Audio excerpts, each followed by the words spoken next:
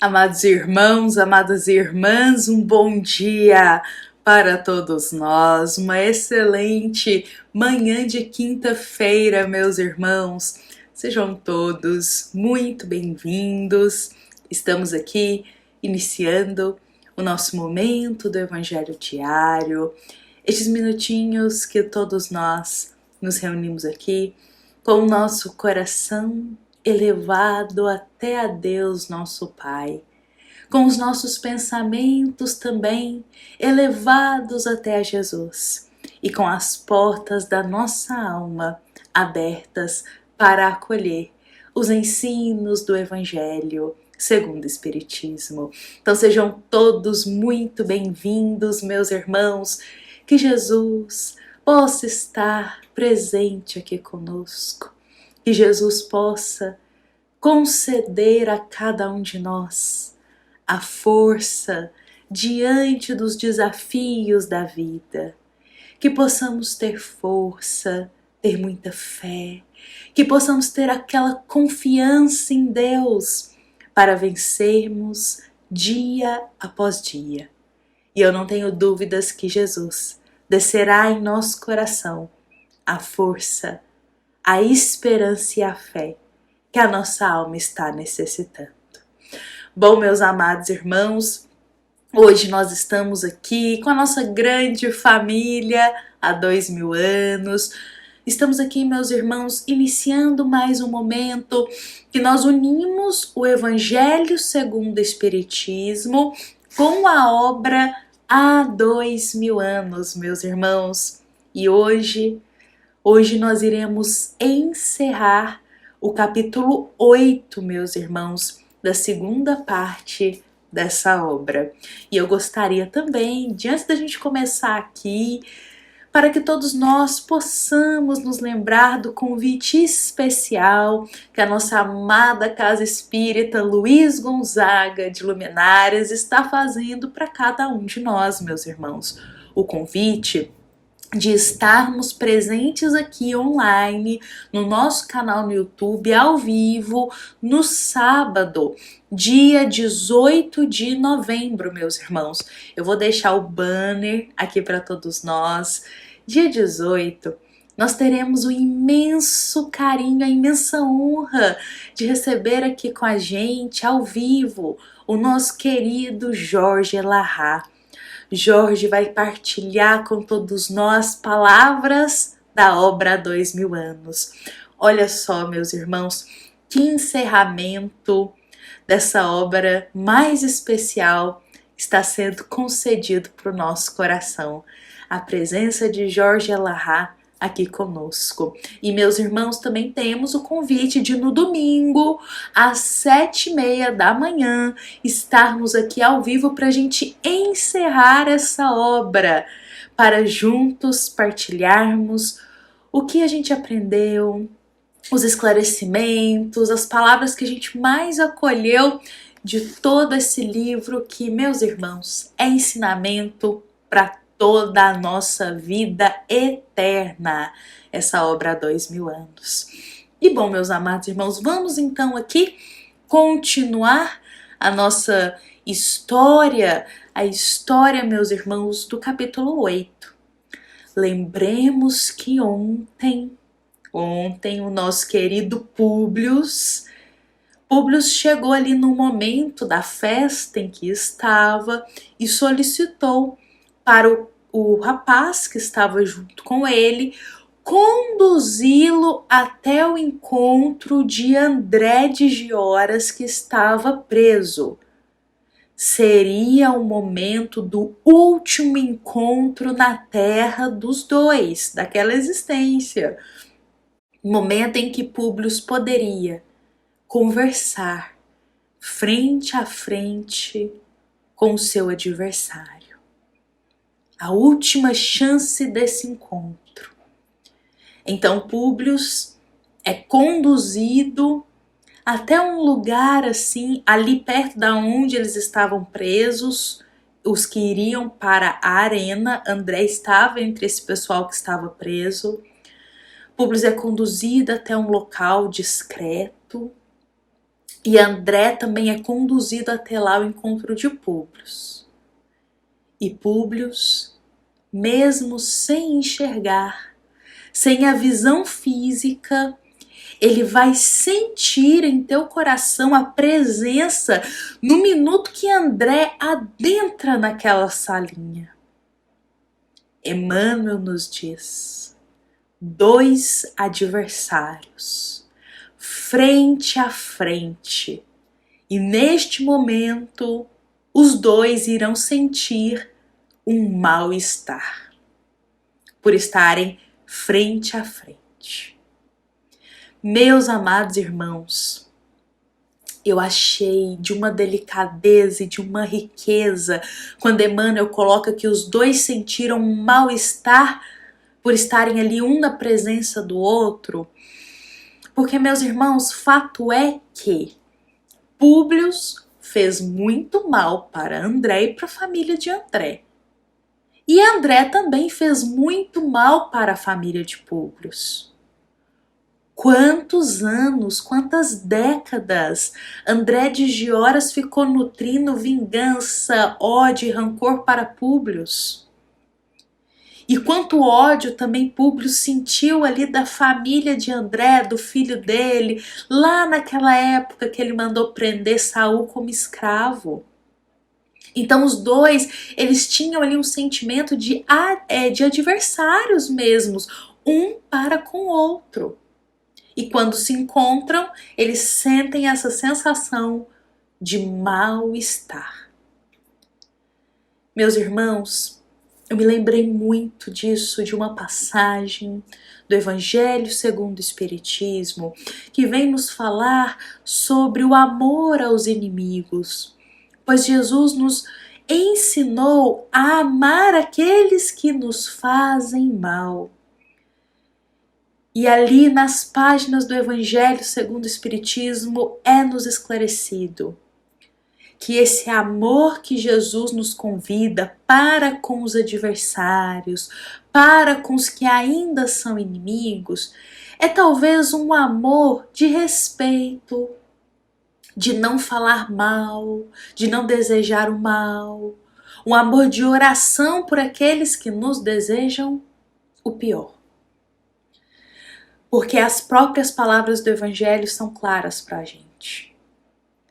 Não tem como sentirmos o mesmo amor, o mesmo carinho, o mesmo afeto que temos com alguém que temos afinidade, simpatia, sentirmos para com aqueles que nos fizeram mal.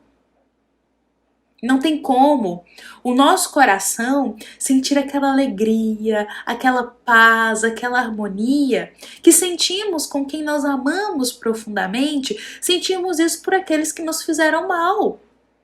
Então, naturalmente, na nossa condição inferior ainda evolutiva, nós teremos esse baque de energia, o mal-estar ainda. Não se sentirá em paz e confortável ao lado daqueles que nos feriram tanto os sentimentos. Caminharemos sim um dia para o perdão profundo, para a grande fraternidade, para amarmos uns aos outros como Jesus nos amou. Mas ainda na nossa condição, meus irmãos, sentimos como Públio, talvez um mal-estar quando estamos na presença daqueles que nos fizeram mal.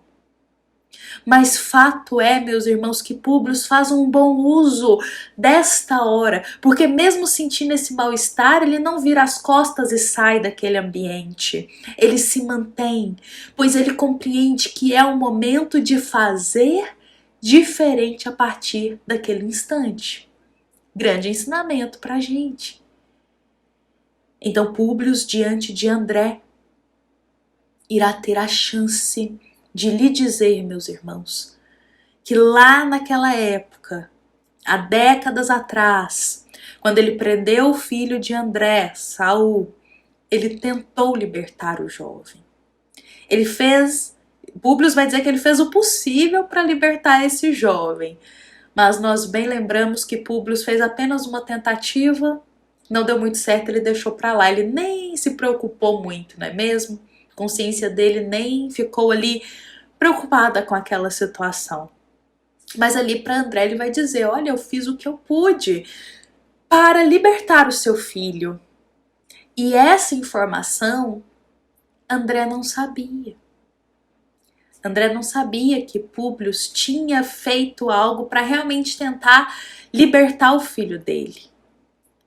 Mas quando Públio foi tentar, já era tarde demais, porque Saul já tinha sido vendido como escravo. E diante dessa confissão de Públio, André, meus irmãos, ele irá dizer algo.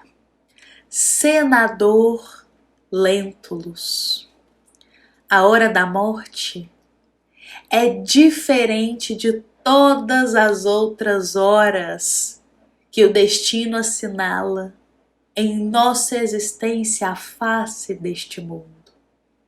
É por isso, talvez, que o ódio que eu sinto agora está transformado em piedade. Desde que fui preso, venho considerando os erros da minha vida criminosa. E neste momento, André irá fazer a confissão de todo o plano maldoso de vingança que ele fez para com Públio. Ele irá contar da ideia do rapto de Marcos. Ele vai contar de todas as pessoas que estiveram envolvidos nessa tragédia dessa vingança. Ele vai contar que, inclusive, Saul, teu filho, quando recebeu a libertação ali como escravo, ganhou muito dinheiro e conseguiu se reencontrar com André, o teu pai. E André vai dizer algo aí especial. André vai dizer que ele pregava sobre as leis. Compreendemos as leis de Moisés daquela época. Ele pregava sobre as leis divinas. Mas mesmo assim, quando ele se reencontrou com teu filho, ele quis continuar com a vingança. Ele quis colocar tudo o que ele podia de força para poder destruir a vida de Públio. E diante dessa informação, eu queria que a gente pudesse hoje, meus irmãos, refletir aqui, unindo essa confissão de André, em que ele diz que ele pregava as leis de Moisés, mas mesmo assim ele buscou vingança. Eu queria que a gente pudesse unir essa informação com uma passagem do Evangelho segundo o Espiritismo, que se encontra no capítulo 18, item 16. Uma passagem, meus irmãos, que vem nos dizer que nem todo aquele que diz Senhor, Senhor e Senhor entrará no reino dos céus. Nem todo aquele que veste a túnica da pureza externamente entrará no reino dos céus. Nem todo aquele, meus irmãos, que aparenta aquela árvore robusta de ensinamentos divinos entrará no reino dos céus. Pois muitos ainda hoje falam Senhor, Senhor e Senhor, elevam o pensamento a Jesus e falam do Cristo, mas não vivem os ensinos de Jesus. Não vivem o que estudam, não vivem o que pregam, não vivem o que compartilham sobre os ensinos de Jesus. Tais como aquela figueira, bonita externamente, mas não produzia nenhum fruto. Nenhum fruto. E eu até estendo isso aqui para os nossos dias, dentro do nosso lar, com a nossa família, dentro da nossa jornada terrena. Quantas vezes temos todas as condições para sermos úteis no caminho do bem, para podermos glorificar o nome de Deus aonde quer que estejamos através das nossas atitudes. Mas não fazemos, não aproveitamos. Temos as chances de sermos úteis no caminho do bem, dentro de casa, na família, aonde quer que estejamos. Mas não aproveitamos. Não aproveitamos. Não produzimos esses frutos. Sabemos da necessidade do perdão, sabemos do respeito ao próximo, sabemos de tantos ensinos de Jesus. E a pergunta que fica para o nosso coração é: estamos ao menos relembrando e vivendo eles ao longo do nosso dia? Meus irmãos, fato é que, retornando aqui para a história, André irá fazer toda essa confissão e ele vai chegar aqui no momento que vai contar o que aconteceu com Marcos. Agora nós iremos saber qual foi o destino nesta existência do pequenino Marcos, que foi raptado ainda muito jovenzinho por André. Ele dirá: Senador, obedecendo aos meus sentimentos condenáveis, eu raptei o vosso filhinho. Ele cresceu humilhado nos mais rudes trabalhos da lavoura e aniquilei dele toda a inteligência e lhe favoreci o ingresso nos vícios mais desprezíveis pelo simples prazer diabólico de humilhar um romano inimigo, que era Públio Lentulus. Neste momento, André está dizendo que Marcos se tornou um escravo. Que ele colocou Marcos desde pequenino para fazer os trabalhos mais rudes e desumanos, nas condições mais miseráveis,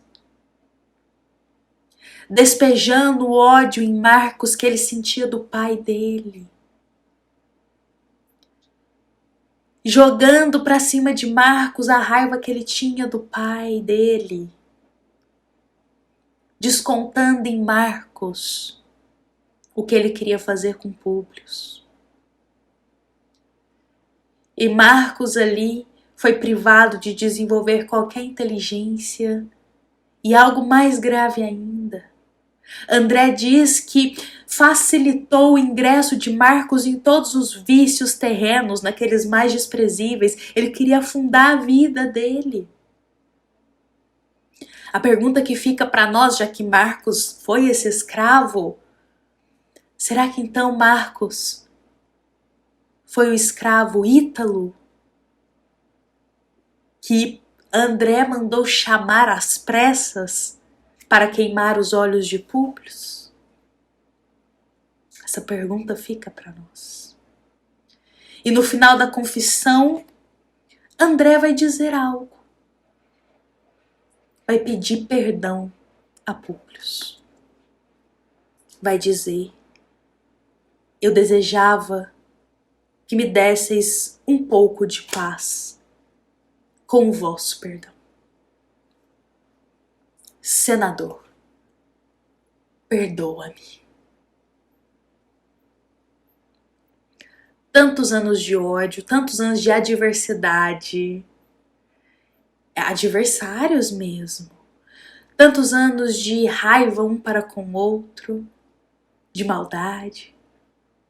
E agora André pede para Públio o perdoar. Será que Públio vai perdoá-lo, meus irmãos? Fato é, meus irmãos, que perdoar como? Públio vai pensar. Como perdoar alguém que me fez tão mal? Essa pergunta todos nós também já fizemos alguma vez na vida. Como perdoar alguém que nos fez tão mal? Tão mal. Alguém que fez também tão mal a alguém que a gente ama. E Públio vai se lembrar de Jesus nesse momento. Ele vai lembrar de Jesus. Por isso, meus irmãos, eu sempre partilho aqui com a gente. Antes de qualquer decisão na vida, lembremos de Jesus. Antes de qualquer resposta, de qualquer escolha, de qualquer decisão, lembremos de Jesus. Pensando como o mestre agiria nesta situação. Fato é que Públio, olha só, ele lembrou de Jesus. E Públio, meus irmãos, olhando para André naquele momento, ele percebeu que André estava destruído assim interiormente, sabe? Diante de uma consciência arrependida, uma consciência pesada. E Públio olhou para si e também viu que ele parecia um cadáver ambulante, porque ele também estava sofrendo tantas coisas, e que ambos não passavam de pais que tentaram fazer o melhor para os seus filhos. Pais arrependidos. E Públio, meus irmãos, lembrará que Jesus, dentro da sua doutrina de amor e de piedade, nos ensinará a ter esse olhar para com os inimigos. E que o mestre de Nazaré perdoou todos os seus algozes e nos ensinou que para sermos o teu discípulo, que o homem deve perdoar 70 vezes 7. E se espelhando em Jesus, Públio, com o coração inspirado em Cristo, irá perdoar André de Gioras. Irá perdoar. Públio não mais vai querer continuar, meus irmãos, com essa diversidade, com essa raiva um para com o outro. Ele perdoará. Achei esse ato tão bonito. Primeiro passo de Públio no caminho da mudança. Talvez o antigo Públio jamais perdoaria. Mas olha como Jesus modifica a todos nós por inteiro, quando permitimos. Como as nossas atitudes mudam, como os nossos pensamentos e ideias não são mais os mesmos do passado. Jesus nos modifica por inteiro, meus irmãos, a ponto de nós não nos reconhecermos mais. Olha, meus irmãos, André vai ser conduzido para a arena e ali irá partir para a pátria espiritual. Públio retornará para casa, para o palácio, mas ele irá mudar de moradia. E amanhã nós iremos saber para onde Públio irá, depois desse perdão, como a vida dele vai encaminhar agora. Lembrando que amanhã nós já entraremos no capítulo 9, no penúltimo capítulo da obra. Eu convido a todos para encerrarmos hoje com essas palavras em nosso coração. Encerrarmos, meus irmãos, inspirados em Jesus, para que Jesus nos guie, nos proteja e nos ampare. Lembrando que essas palavras são da nossa amada Casa Espírita, Luiz Gonzaga, da cidade de Luminárias, para todos nós que aqui estamos presentes. Fiquemos em paz, meus irmãos, fiquemos com Jesus em nosso coração e com a bênção de Deus nos encontraremos aqui amanhã. Que assim seja.